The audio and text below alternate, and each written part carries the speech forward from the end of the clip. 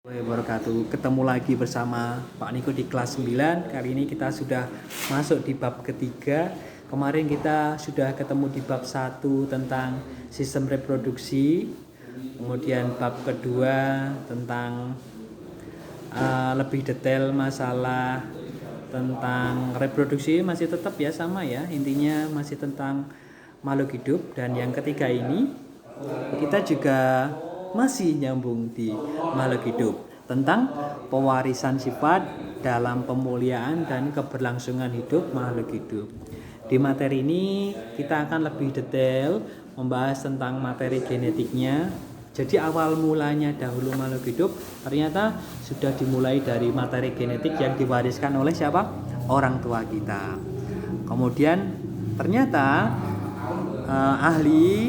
para ahli juga menemukan atau menyimpulkan hal ini jadi sebuah hukum, namanya hukum pewarisan sifat. Nah, beliau adalah bapaknya penemu ini adalah Pak Mendel ya. Kemudian pewarisan sifat pada manusia dan penerapan pewarisan sifat pada makhluk hidup. Nah, ini yang akan kita pelajari di bab ini.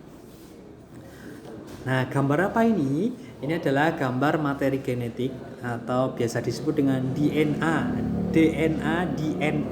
Nah, ini adalah sebagai dasar pewarisan sifat. Penyusun materi genetik itu sebenarnya apa sih? DNA di dalamnya DNA itu apa aja sih? Sama peranannya apa? Nah, kita akan pelajari bareng. Di sini penyusun materi genetik ternyata yang pertama adalah kromosom. Nama lainnya kromosom adalah benang pembawa sifat keturunan. Benangnya panjang banget, tidak hanya meteran, enggak hanya puluhan meter, bukan hanya ratusan, bahkan bisa dikatakan panjang tak terhingga jika diuraikan. Di sini ini yang disebut dengan pengendali faktor keturunan pada makhluk hidup terdapat pada kromosom. Gen itu terdapat di lokus di kromosom, jadi masuk nyempil-nyempil di dalam benang kromosom. Sedangkan kromosom adalah struktur yang berbentuk batang yang terdiri atas dua komponen molekul, yaitu protein dan asam nukleat. Protein dan asam nukleatnya. Kemudian penyusun materi genetik itu ada DNA dan RNA. Itu asam deoksiribonukleat asid kalau DNA. Kalau RNA ribonukleat asid, itu kepanjangannya.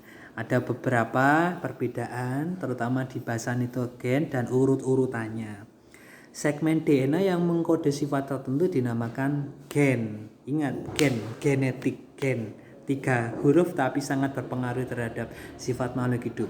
Gen berfungsi mengatur proses metabolisme dan menyampaikan informasi genetik dari satu generasi ke generasi berikutnya. Gen terletak pada lokus kromosom yang berderet secara linear, urut-urutannya tepat. Gen yang terletak pada lokus bersesuaian pada pasangan kromosom homolog itu disebut dengan alel. Alel ya. Gambar di kanan ini ada DNA, ada RNA. Lihat ya, ada sitosin, guanin, adenin, dan timin pada DNA. Kalau RNA ada sitosin, guanin, adenin, dan urasil. Itu yang membedakan. Pilin-pilinan ya, seperti benang yang berpilin gitu. Kemudian peranan materi genetik pada pewarisan sifat. Materi genetik itu berperan dalam penentuan sifat makhluk hidup. Jenis sifat itu diturunkan makhluk hidup, terutama induknya, kepada anaknya yang tampak dari luar disebut fenotip. Sedangkan yang tidak tampak dari luar disebut genotip. Rambut lurus berarti fenotip kulit kuning, fenotip kulit hitam, fenotip apalagi ya, hidung mancung, hidung pesek itu fenotip. Kalau genotip yang tidak tampak dari luar munculnya nanti huruf-huruf. Nah, di sini bisa kita lihat homozigot dominan itu A besar itu genotip. Heterozigot A besar A kecil itu hetero, itu beda. Homozigot resesif itu yang lemah, itu A kecil seperti itu. Nanti itu disebut dengan genotip. Siapa pencetus hukum pertama? Namanya Mendel, menemukan hukum Mendel. Di situ membahas tentang persilangan monohibrid atau dengan satu sifat beda, persilangan dengan satu sifat beda dominan, kemudian persilangan monohibrid intermediate tengah-tengah, dan persilangan dihibrid. Dihibrid itu dengan dua sifat beda. Contoh kalau satu sifat beda, lelaki mancung menikah dengan dengan wanita pesek, itu sifat bedanya hidung. Kalau yang dihibrid dengan dua sifat beda, lelaki mancung kulitnya putih menikah dengan wanita pesek kulitnya hitam. Nah, itu berarti ada hidung dan kulit, itu dihibrid. Seperti itu ya, dengan dua sifat beda. Kemudian untuk monohibrid dominan itu yang kuatlah yang menang gitu ya.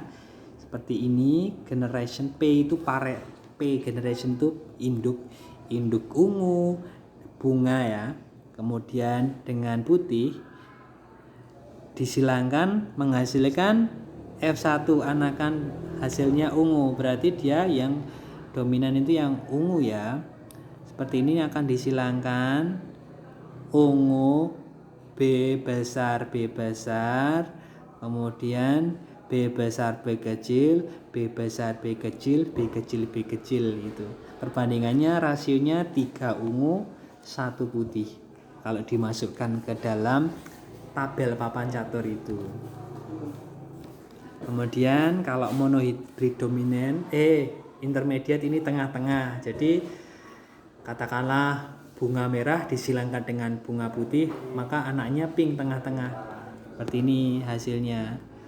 Merah, pink, putih, sehingga perbandingannya 1:2:1, merahnya 1, pinknya 2, putihnya 1. Seperti itu intermediate. Kalau yang dihibrid atau hukum Mendel 2, papan caturnya ada 16 karena sifatnya ada 2 yang dibandingkan. Nah, kalau dulu Mendel menyilangkan tanaman ercis, batang tinggi bunga ungu, dengan batang pendek bunga putih. Ya, disilangkan di sini, masukkan ke papan catur ini gitu. Nanti akan menghasilkan genotipnya titik 9 3 3 1. 9 itu yang dominan, yang 3 dan 3 itu pendek ungu, panjang putih. Nah, sedangkan yang satu individu ini yang paling lemah, yaitu pendek putih gitu ya.